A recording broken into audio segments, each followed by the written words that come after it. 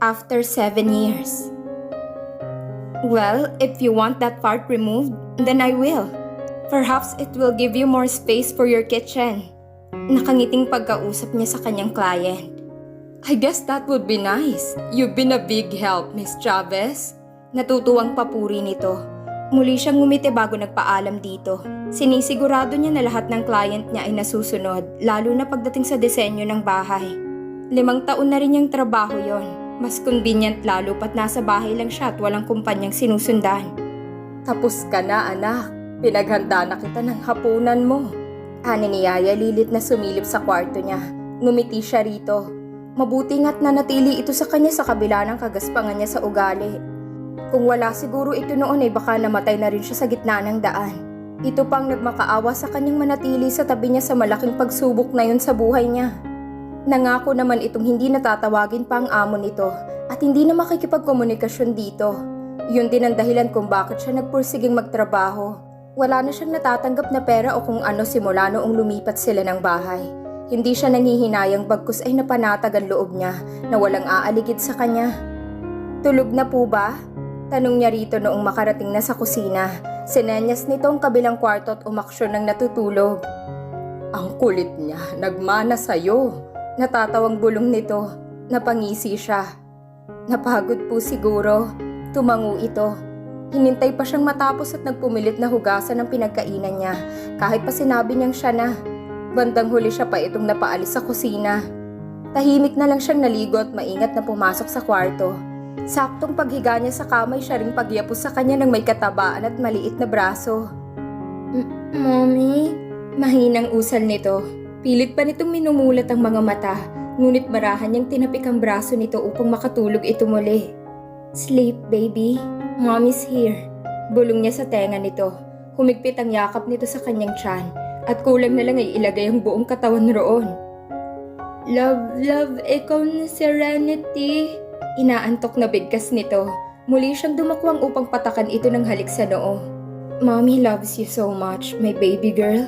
Sumilay ang ngiti nito sa labi, ngunit hindi na sumagot. Napatitig na lang siya sa itsura nito, lalo na sa mapilantik na mga pilik mata. Kahit sinong makakakita rito hindi maitatangging anak ito ni Johan, na si Johan ang tatay nito. Halatang dugong Silvestre ang nananalaytay dito. Akala niya talaga noon ay makukunan na siya at mawawala na ito sa kanya. Kung wala si Yaya Lilit noon ay baka ganoon ang nangyari. Nakakuha ito ng tulong. Yun nga lang ay kailangan ng ilabas si Serenity sa kanya, kundi ay pareho silang mapapahamak. Wala rin ngang assurance na mabubuhay ito, lalo pat premature baby ito. Pero heto at malusog, bibo at mataray na katulad niya. Hinagod niyang makintabat kulot nitong buhok, kahit na nasa bingit ng kamatayan noon. Sinigurado niyang siyang magpapangalan sa baby niya. Ayaw niyang pangalang Amethyst. Pinilit niya kay Yaya Lilit na Serenity ang pangalan ng anak niya, lalo pat itong nag-asikaso ng mga papeles habang nagpapagaling siya. Kontento na siya at tahimik ang buhay. Kahit paniha-niho ay wala siyang natanggap mula sa magulang niya. Kahit noong manganak siya ay walang anino nila. Tanggap na niya na tinakwil siya ng mga ito. Pero ang hindi niya matanggap ay makita sa social media kung gaano ka-hands-on ng mga ito sa anak ng ate niya. Naiinis siya dahil deserve din naman ng anak niya ang pagtuunan ng pansin. Silang dalawa lang noong binyagan ito, pero sa anak ng ate niya ay imbitado yata ang buong bansa. Pinagsisigawang nag-iisang apo ito ng mga Chavez at ng mga Silvestre. Ayaw na lang sana niyang gumawa pa ng gulo at tahimik na lang na mamumuhay. Ngunit mukhang inaasar siya ng tadhana matapos mabalitaan na Amethyst ng pangalan ng anak ng ate niya. At ito pang magmamana ng buong Silvestre Empire at Chavez Real Estate. Hindi yun makatarungan para sa kanya, lalo pat panganay na apo ang anak niya. Ganoon kagusto ni Johan ang pangalang Amethyst. At noong hindi niya ginamit sa anak niya ay pinagamit sa anak ng ate niya. Gigil niyang sinara ang laptop matapos mabasa yon kinaumagahan. Agad na lumapit sa kanya si Yaya Lilit at tinagod ang likod niya. Sigurado naman na meron para sa anak mo, iha. Pampalubag loob nito. Tinutukoy ay tungkol sa mana. Nagtagis ang mga ngipin niya. Dapat lang na meron dahil siyang nagpakahirap sa kumpanya nila at hindi ang ate niya. At dapat lang na may posisyon sa Silvestre Empire ang anak niya dahil isa din itong Silvestre. Mommy, are we going to buy new clothes today? I already wore most of my clothes. Nakangusong reklamo nito.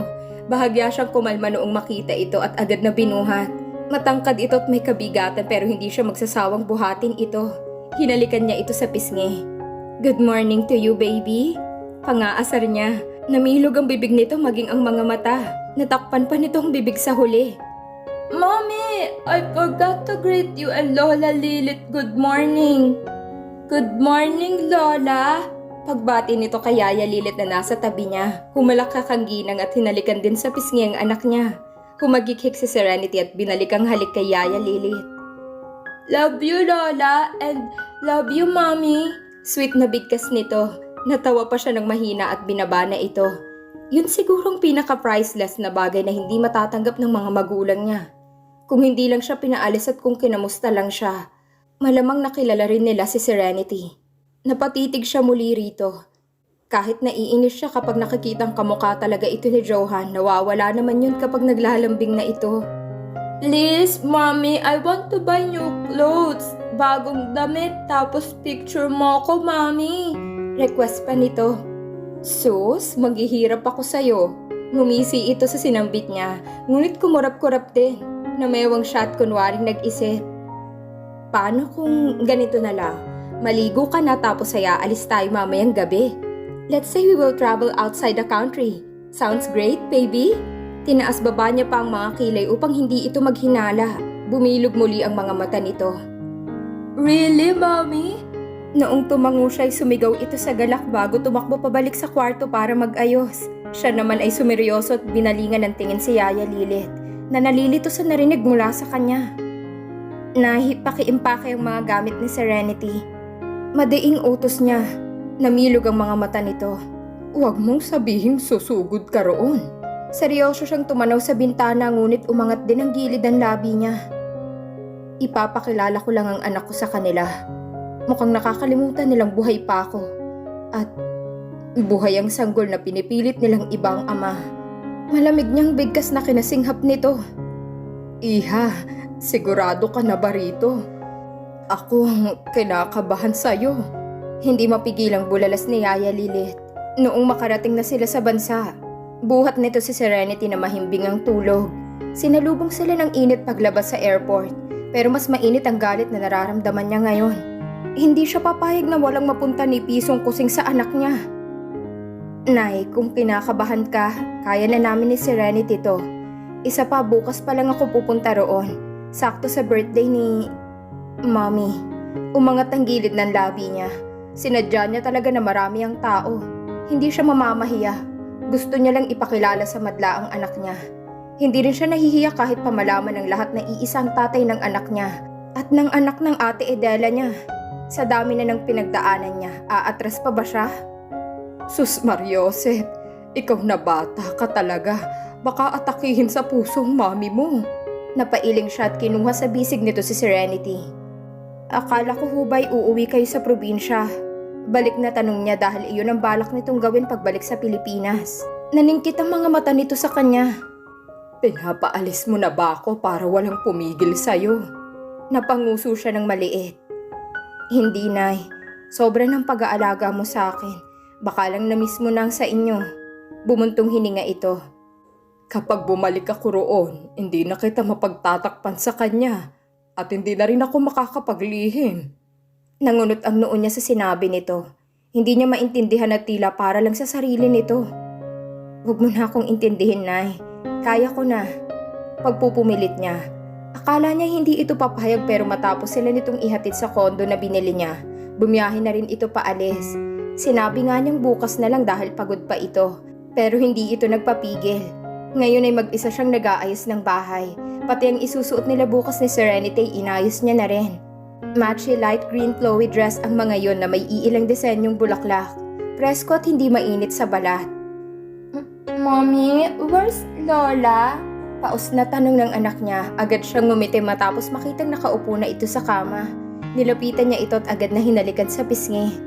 "Umuwi muna sa kanila. Namiss niya ang pamilya niya, baby. Do you want to eat now?" Napalabi ito. Alam naman niyang sanay itong si Yaya Lilith na nag-aalaga rito. "I want some carbonara, Mommy." Maliit siyang napangiwi, lalo't wala siyang sangkap para doon. Nag-order na lang siya. Dinagdagan pa niya ng dinner nila. Kalahating oras lang yata ay tumunog na ang doorbell. Nataranta pa siya palabas ngunit kinabahan matapos mapagbuksan ng lalaking nakapurong itimang suot. May kalakihan ang katawan nito at namumutok ang manggas nito dahil sa mga matipuno nitong braso. Inaninag niya ang mukha nito. Ngunit tanging ang magaspang nitong pangang nakita niya. Nakatago kasi sa itim na kopya ang ulo at kalahati ng mukha nito. Akala nga niya nagkamali ito ng pinuntahan. Ngunit umawang ang mga labi niya nung iawang nitong hawak na paper bag mula sa restaurant na pinagbilhan niya. Walang tigil sa pagtibok ang puso niya habang kinukuha ang paper bag. Agad pa siyang napaatras matapos dumampi ang daliri niya sa palad nito. Literal na binugso siya ng kaba sa hindi malamang dahilan. Thanks. Agad niyang sinara ang pinto dahil sa kaba. Napasandal siya roon at napahawak sa dibdib niya. Pakiramdam niya ay tumakbo siya ng milya-milya dahil lang sa presensya ng lalaki. What was that? Bulong niya sa sarili. Ngunit namilog ang mga mata niya matapos maalalang hindi pa siya nakapagbayad. Takot man ay muli niyang binuksan ang pinto ngunit wala na ang lalaki roon. Nagilty tuloy siya dahil baka ma-charge dito ang order niya. Naiiling na lang siyang bumalik sa loob at inasikaso si Serenity. Nagpahinga siyang mabuti kinagabihan, lalo pat alam niyang susugod siya sa dati nilang bahay, na anak lang ang dala. Kaya lang ay mukhang mas excited pa sa kanya si Serenity at hindi magkamayaw sa pagkilala sa pamilya niya. So this is my real Lola? Tinuro nito ang picture ng Mami Susan niya sa tablet na hawak nito. Ngumiti siya at tumango. Hindi naman niya ipagkakait sa mga magulang niya ang anak niya. Mas matutuwa pa siya kung tatanggapin nila ito ng buong buo na alam niyang medyo malabo. And this is my lolo? Oh, this is my auntie, I guess. She looks a bit like you, Mommy. Komento nito matapos maswipe ang picture ng ate niya. Yes, baby. And the girl next to her is your cousin, Amethyst. Imporma niya bago suklayin ang buhok nito. Natigilan ito sa sinabi niya. Nalingunan pa niya ang pagkunot ng noo nito mula sa salamin. Kambal ba kami, Mommy? Magkamukha kami. Hindi mapigilang komento nito. Huminga siya ng malalim at tipid lang nang ngumiti sa anak. Totoong sinabi nito. Parang pinagbiyak na buko ang dalawa. Kamukhang kamukha nito si Amethyst. Aakalain mong kambal at masisiguro mong iisa lang ang ama. Ang kaibahan lang ng dalawa ay mas inosente tingnan si Amethyst kumpara sa anak niya na may katarayan ng itsura. He's your father, your daddy. Walang ligoy na imporma niya. Namilog ang mga mata nito at napaangat ang tingin sa kanya. Really? Makikita ko ba siya ngayon, Mommy? Bakas ang galak at kasabikan sa boses nito. Pinantayan niya ang tangkad nito at inayos ang iilang hibla ng buhok na sinadya niyang ibagsak sa gilid ng mukha nito. Of course. Alam kong excited na rin siyang makilala ka, anak. Remember that you are his firstborn.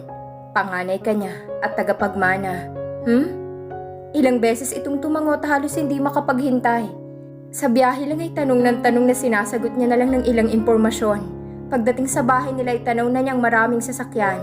Pero mukhang simpleng handaan at kwentuhan lang ang pinagawa ng mommy niya. Mas maganda yon.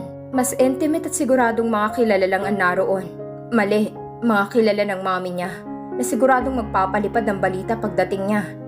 Stay outside for a while, baby. Kapag tinawag kita, doon ka lang papasok, Alright, Mommy. I want to surprise them too. Humagikik ito na kinangisi niya. Hindi siya makapaghintay. Winelcome na nga niyang sarili at siya nang nagbukas sa gate. Hawak niya sa kamay si Serenity. Pero sandaling binitiwan noong makalapit sila sa pinto. Bukas yun ng bahagya at dinig na dinig niya ang tawanan mula sa loob. Siguradong pipilang mga manliligaw sa apo mo, Susan. Ang gandang bata, tagapagmana pa ng mga Silvestre. Dinig niyang bigkas ng isang ginang. Kunwaring simpleng tumawang mami niya.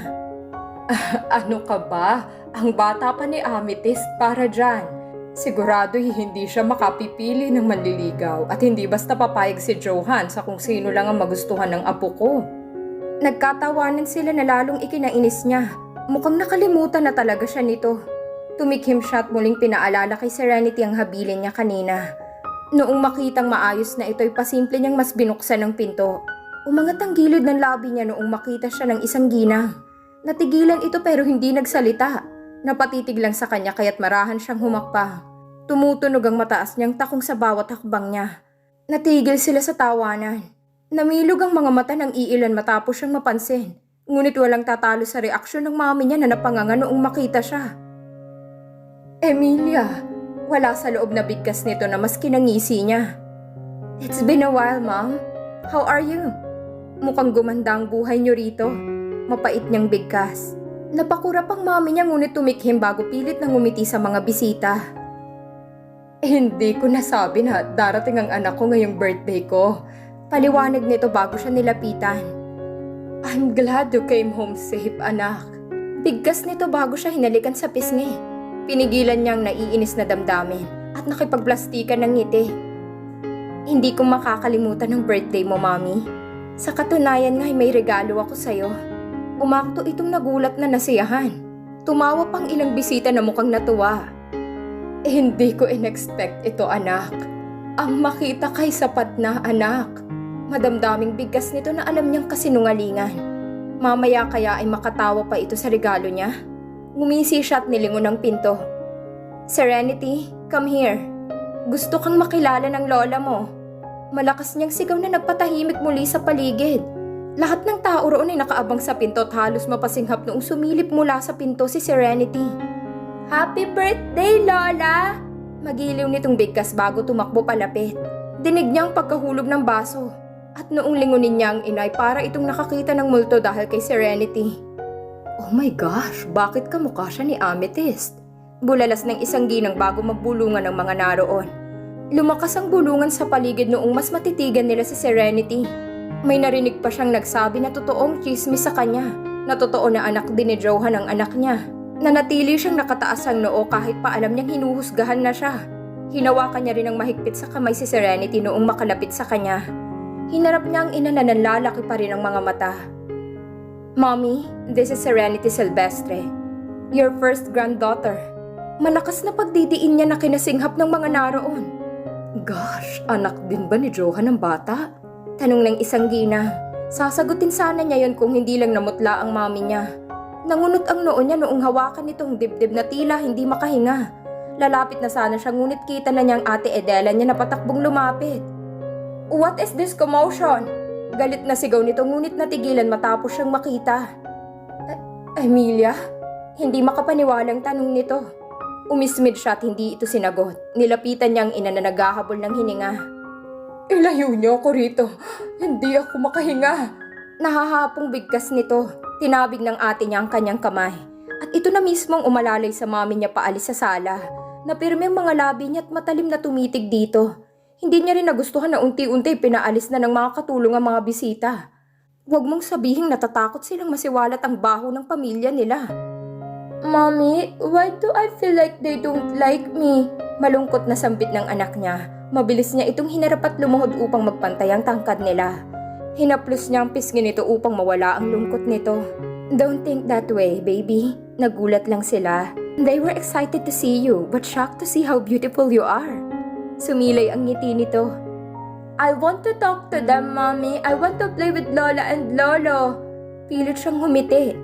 Maybe tomorrow? Mukhang hindi pa kasi okay ang lola mo, baby. Sa ngayon ay magpahinga ka muna, I have room upstairs. Napalabi ito pero tumango. Akmang igigiyan niya ito paakyat. Ngunit nasalubong niya ang daddy Hermie niya. Nabuhat-buhat si Amethyst. Naningkit ang mga mata ng daddy niya noong makalapit. Binaba nito si Amethyst at niliko ang tingin sa kanyang anak. Grandpa, magkamukha kami. Malambing na sambit ni Amethyst. Nanatiling nakatitig sa anak niya ang kanyang daddy. Nailang na nga yata si Serenity at napasiksik na sa likod niya. Is she your daughter? Bigla ang tanong ng kanyang ama. Yes, Dad. She's Serenity Silvestre. Walang paligoy-ligoy na sagot niya. Namilog ang mga mata ni Amethyst. Silvestre din siya? Excited na tanong nito. Napangisi siya.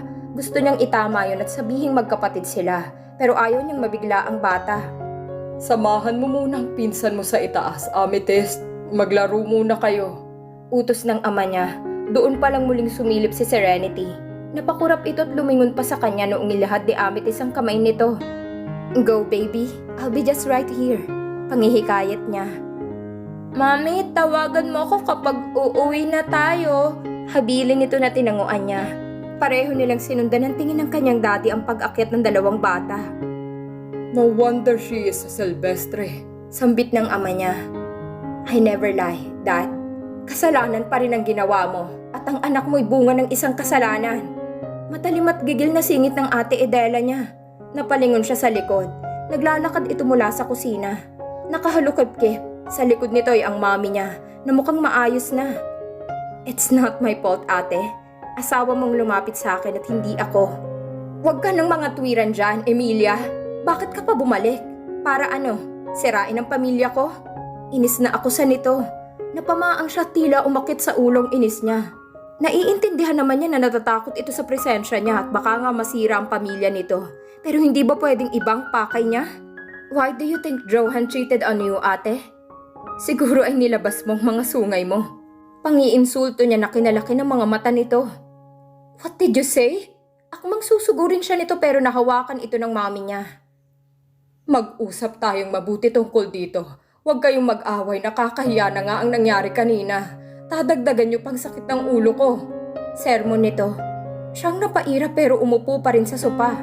Sumunod ang daddy niya na nakikinig lang pero halatang nag-iisip din. Pinagsalubong niya ang mga kilay noong maupo sa kaharap na sopa ang ate niya. Sa tabi nito ang mami niya. Why did you come back here without my permission? May iritang tanong ng mami niya na ikinatawa niya ng mapakla. What do you want me to do, mami? Itago ang anak ko habang buhay para hindi kayo mapahiya? Ipapaalala ko lang sa inyo, hindi lang akong may kasalanan dito. May kasalanan din si Johan. Napapikit ang mami niya habang ang ate niya hinagtagis ang baga. Ano bang balak mo, Emilia? Isiwalat sa buong mundo na nangabit ang asawa ko sa sarili kong kapatid? Hindi. Ang gusto ko'y malaman ng publiko na hindi lang si Amethyst ang Silvestre. Gusto kong ipakilala ang anak ko bilang panganay na apo ng mga Silvestre. Dahil yun naman ang totoo. Matapang niyang sambit na kinalaki ng mga mata ng ate niya. No way! Bastarda ang anak mo. Dapat nga'y itago mo na lang yan sa ibang bansa. Walang gustong makakilala dyan. That's enough, Edela. Dumagundong ang boses ng daddy niya na kinatahimik nilang dalawa. Huwag mong sabihin gusto mong manatili rito si Emilia Hermie. Tanong ng mami niya. Tumayo ang daddy niya. Exactly. Gusto kong makilala ang apo ko. Dito sila hanggang sa gusto nila. Tapos ang usapan. Ayoko nang makarinig pa ng reklamo. Pagtatapos nito sa usapan at agad na tumalikod. I can't believe you, Dad. Kakampihan niyo ang anak niyong makasalanan. Hinanakit ng ate niya. Tumigil ang daddy niya sa paghakba. Do not go against me, Edela. Ipaalala mo rin sa asawa mong pumasyal dito. Kailangan din siyang makilala ni Serenity. No way, Dad. Para lang kay Amity si Johan. Isa lang ang legal na Silvestre. Sigaw ng kapatid niya ngunit tumiretso na sa itaas ang daddy niya. Tumikhim siya at tumayo na rin. Mag-aayos pa siya ng kama para sa anak niya. Excuse me, aakit na rin ako. Masaya ka na? Kukuhanin mo na naman ang asawa ko at aalisan ng tatay ang anak ko? Hinanakit nito sa kanya bago sila iwan sa sala. Napamaang siya. Wala naman sa plano niyang balikan si Johan. Ang gusto niya lang ay kilalanin ang anak niya. See what's happening now, Emilia? Makasarili ka yata at hindi naisip ng consequences ng aksyon mo. Dapat ay nanatili ka muna sa ibang bansa at naghintay ng tawag ko kung kailan ka babalik dito. Sermon ng mama niya na iniwan din siya sa sala. Kumuyom ang kamao niya kasabay ng paninikip ng kanyang dibdib.